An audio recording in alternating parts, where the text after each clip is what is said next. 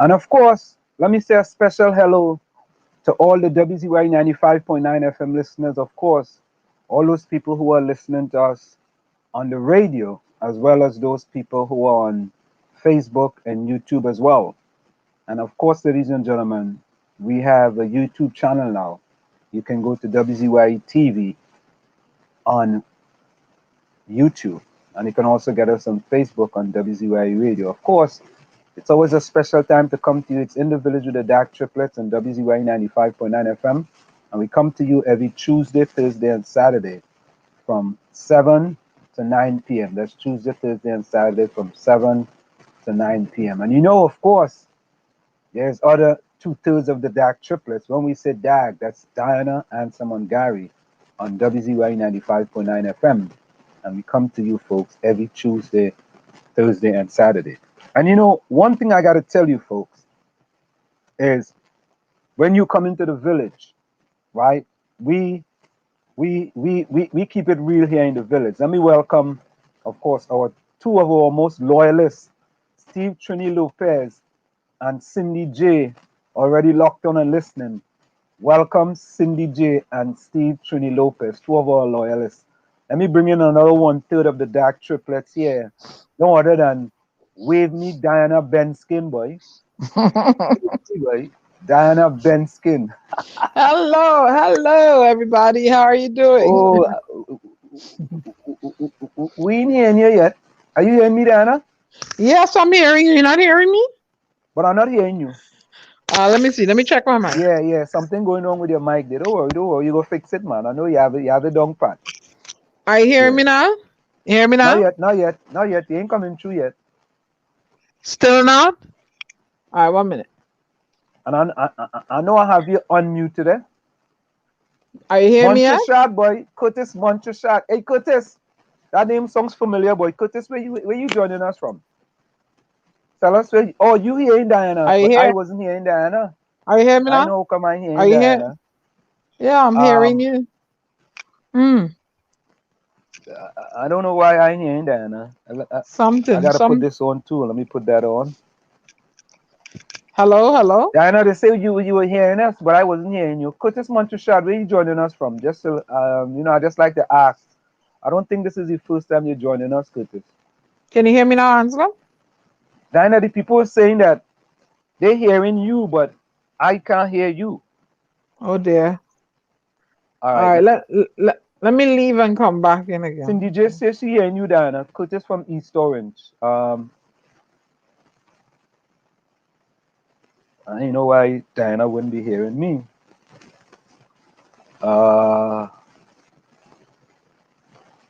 Steve Trini Lopez says he's hearing both of us. But somehow I wasn't hearing Diana. I'm gonna try again. Diana, Hi. Are you hearing me now? let me try something else, Diana. Hold on. Diana. I know why, Diana. Don't worry about it. I know why. You gotta put this on. There you Duh. go. Boy, you was on the orange bus, boy. No, Diana. I still in here, you know, Diana. You're still in hearing me? For some reason. Let me try something else. Pull up the volume. Yeah, Diana. Yeah, hello. All One, right, two, all three. right, all right. I hear you now. You hearing me? Yeah, I'm hearing you. All right. I don't know, boy. Somebody come here and plug something out, boy. They plug it Oh, out. You know, they plug it in. must They see a take it. PNM Jumbie. Oh God, oh God. Yeah, you gotta start there. The thing ain't even start yet. So you're already saying, oh God. And start yet. Curtis from East Orange, boy. Curtis. What part of East Orange you're from, boy, Curtis? Hmm. To pay it in the chat, they Curtis say from East Orange, boy. Yeah, boy. Yeah. But Hmm. Cindy J and Steve Trini Lopez already locked on and listening Hmm. early o'clock. So, so, Yay. so Diana, Yeah. I don't know if you was up with the bacchanal and confusion are going on in Trinidad. Oh, Lord. Real bacchanal and confusion. Yeah, well, B and C. Wait now. Cindy say, get off that red band maxi. Oh God. Oh Lado. Cindy, What? I have on a black shirt. This is a black t-shirt I have on with red, white, and black on it. I'm proud of Trinidad and Tobago, man. Guy, she welcome as well. She's always another one of our lawyers joining us from Virginia. Cindy, what red band maxi thing is that? Yeah, this from Main Street. Hey, Main Street historians, boy, right around the corner, Right around the corner, boy. We have the oranges in the house, boy. Yeah. Curtis, what part of Tobago you from? Oh God. Well, He yes. must he must be one of your brothers. But our last name like Montcheshad. Ah, boy, All the Montcheshad. French people might be related. Montcheshad is French. Ah, Hey, Curtis, you're French, boy. But your ancestors is French. Let me even know that. Look at this yeah, thing here. he must be from Roxborough. Roxborough. Is Roxborough, Gil? What Roxborough thing is that? Roxborough. And what? Roxborough. It's Roxborough. B-O-U-G-H. Borough. Roxborough. Listen, every time I have been, when I go to my father, they don't say no Roxborough. It's Roxborough. Roxborough. Shouldn't you up the, where up the hill is, Curtis? Curtis talking about up the, where up the hill is? 𝗪𝗏𝗃? The only up there, let's say in Trinidad and Tobago, is 𝗪𝗏𝗃. Lavant Hill. There you go, Lavant. Hey, but wait now. Curtis from Block 44. Diana, you don't know what that is. No. Nah, Curtis. You can't be from Block 44. Nah. Block 44? But I'm my territory, what's wrong with you? And I don't know you? Nah, you have to have a nickname. What's your nickname? You have to have a nickname. Yeah. Yeah, you know, I don't know you by no Curtis Montcheshad. If I hear a person named Curtis Montcheshad in Trinidad, they're living in 𝗪𝗶𝗹𝗹𝗏 or Westmoreland or some kind of thing. But I noticed a whole lot of people with Spanish and French names live up in Lavant Hill. You know? Yeah, like you, Le Bon. Then there's my friend Soata, Miss Soata. She know who she is. All the people with these fancy last name come from Lavant Hill, though, from Lavant Hill. So I mean, you obviously have some serious rich people in your history, like related to Napoleon Bonaparte. No. What Napoleon Bonaparte? Don't give me that kind of, you know, I mean, you trying to take me back to slavery days, or not me now. Me lucky with that. Oh God! Could you say ask Erica? Which Erica? You know what Erica has been living up in Lavant Hill? What's with you? So ask, what ask Erica? Ask Erica what? That's Miss Soata. If she know you, you see, in Lavant Hill, but Diana, I never get the reason, right? Why I end up in Tranquil. No, serious. So I was attending Barataria Junior Secondary, right? And you know, you had to sit exam to go into secondary school like Fatima, CIC, and Tranquil and Belmont and all them school, right? So I take my GC and thing, and I waiting to get a pass, right, to see what school I'm going to. But I see all my friends getting to go all kind of school. And I ain't passed to no school. Oh dear. I said, well, what the hell is this?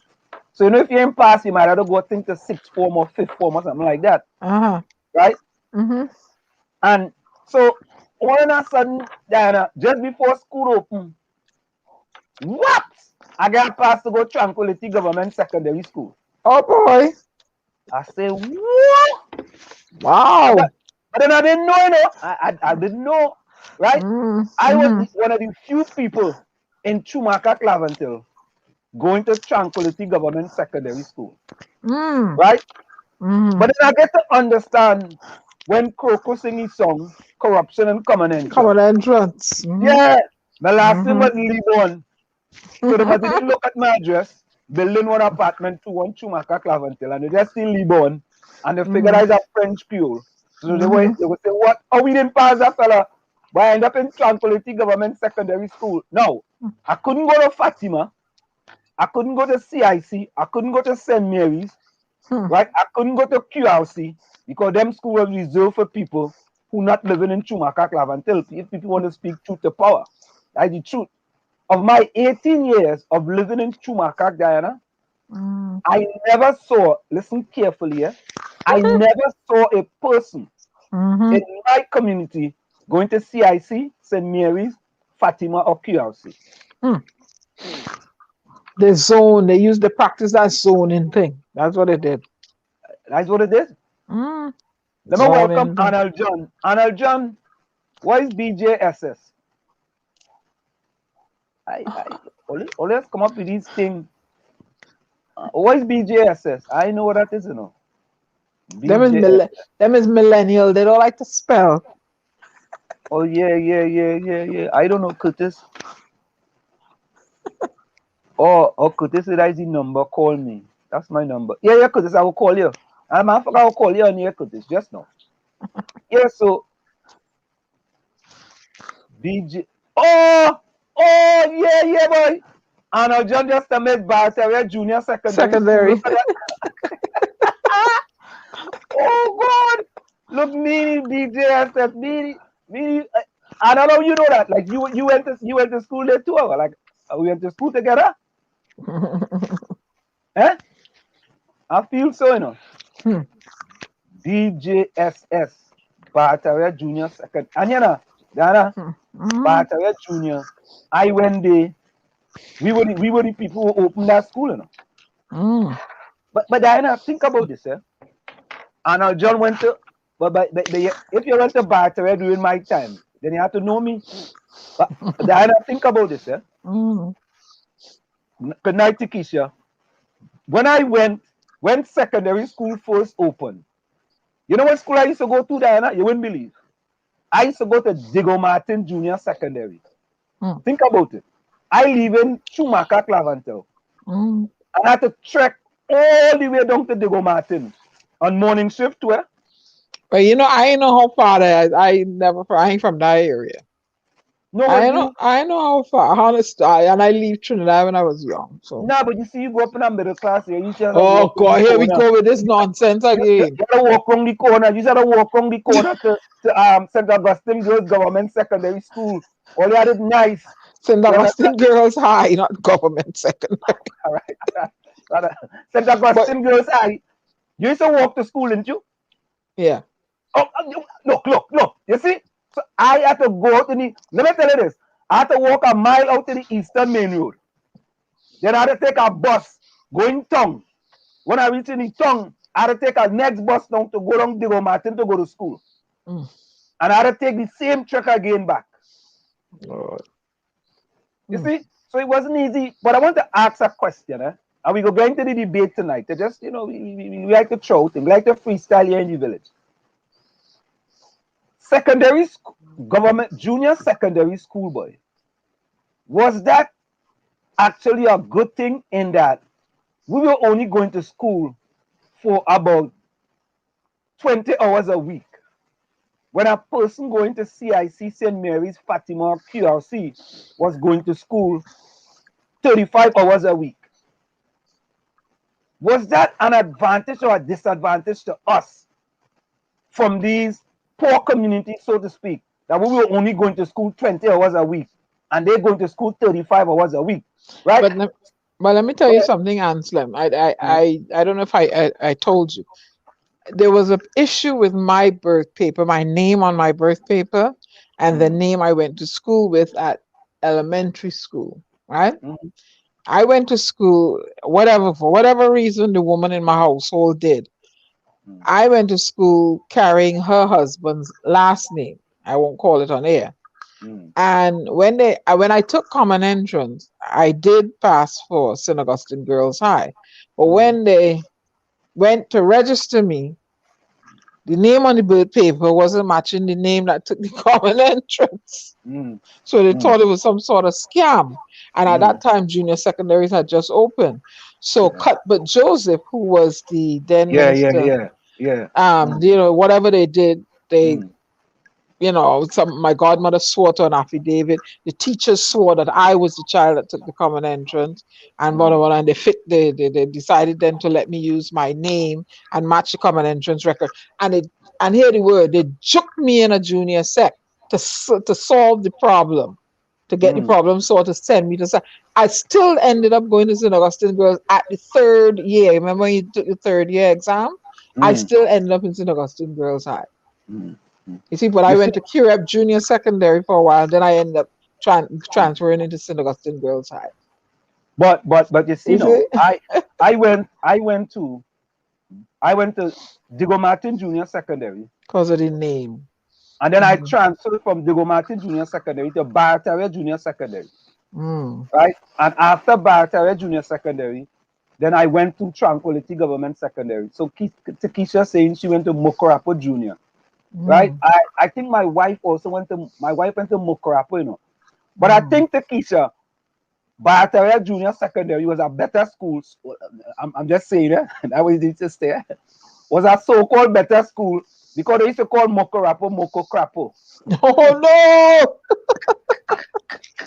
Oh no! But now 𝗪𝗏 Junior Sec is now St. Joseph College. St. Joseph College, it make it Yeah. a college now? Yeah, St. Joseph College. It's a 4-year school now.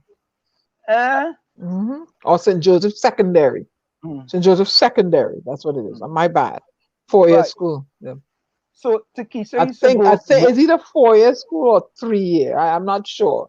But they renamed it St. Joseph Secondary. It's no longer 𝗪𝗏. So Diana, you never went to junior sec? I did. They juked me in there.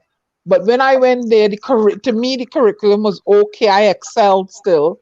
And when my chance came, I still ended up in SAGS because they think that I think like they unfair me. Who's that? St. Martin's Girl? What St. Martin Girls High School is?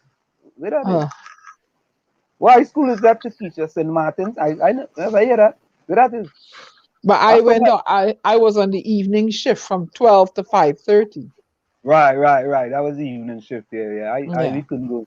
And hear I this just, now, Diana. But hear uh, this now, Diana. All St. Martin's Girls School is in Belmont. What? I never hear about that school. me neither. Yeah. JB, welcome, my friend.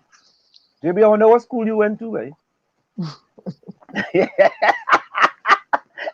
Only before we get into this thing tonight, we just reminiscing with school time, eh?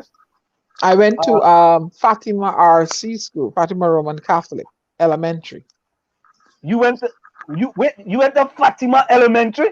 Fatima Roman Catholic, yeah. Hey, look, Benskin. You went to one of that nice school, Fatima. I couldn't even go and stand up in front of the door. That's our little elementary school on Bush Street in 𝗪𝗏. But that wasn't related to the church, Fatima Church. Yeah, all of them. There we go. There we go.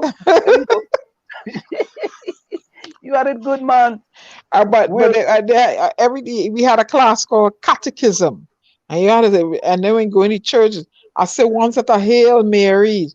I remember when time come to confirm, I had run and fall down, and it was Anthony Pantin or Clive Pantin was the then Archbishop, and I had to go and kneel before him, and I couldn't kneel down because my knee was healing over, and the scab was there, and I couldn't kneel. So when I got to him, I bowed.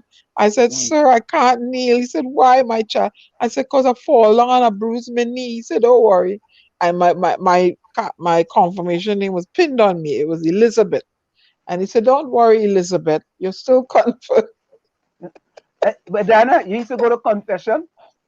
Yeah. We used to go to confession every weekend, you know. Boy, I used to go to confession every Father. Bless me, Father, for I have sinned. I cuff a boy in him out. Yeah, Father, I stole 2 sweeties from my grandmother. Oh, God. No joke. I said, yeah, Father, I want to confess. I stole 2 sweeties from my mother. Oh, boy. Hey, but look, Takesha says she went to Gloucester Lodge. Hey, you know went to that school too? The Minister of National Security, you know. Ooh. The Gerlans. 𝗪𝗏𝗪𝗏, Erica, how you in envy? Erica, everybody envy. Erica, some fella named Curtis Montreshat say you know you. I don't know. He say he know you, and he know me too. So he asked me to ask Erica if she know him. So the fella know you very, very well. Hey, but the key said you was there when 𝗪𝗏𝗪𝗏 was there? He must have they have a nickname. You know, everybody have a nickname. I wonder what was his nickname at school. What was his nickname? Mm. I don't know. I don't know. Mine was Benny.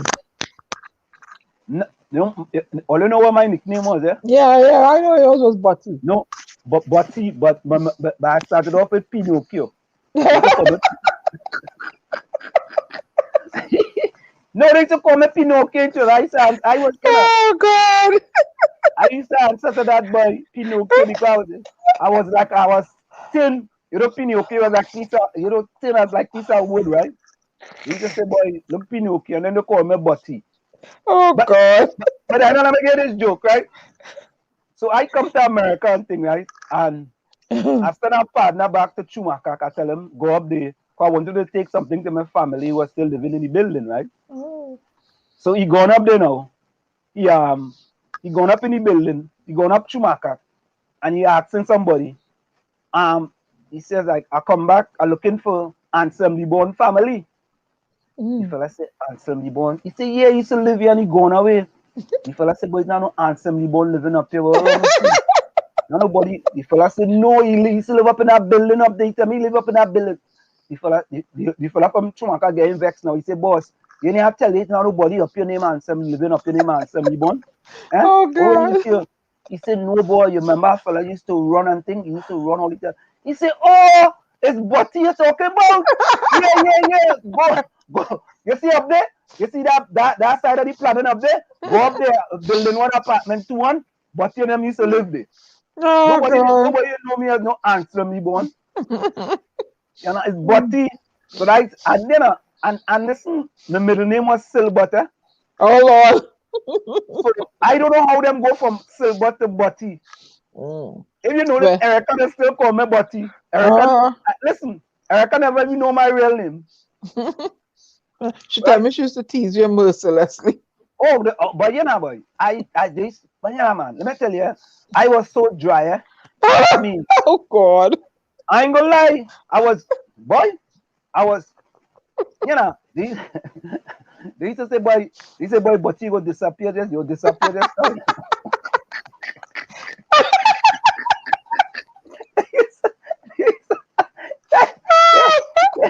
No Oh joke. God! No, what? And listen, Diana, I had to be a terror without a cause, you know, because I was the smallest one and the driest one, and it never used to get to me, man. Let me bring in Tommy here. Hold on. Yes, Tommy, welcome. Thomas! Hold on. I'm gonna fix this thing here.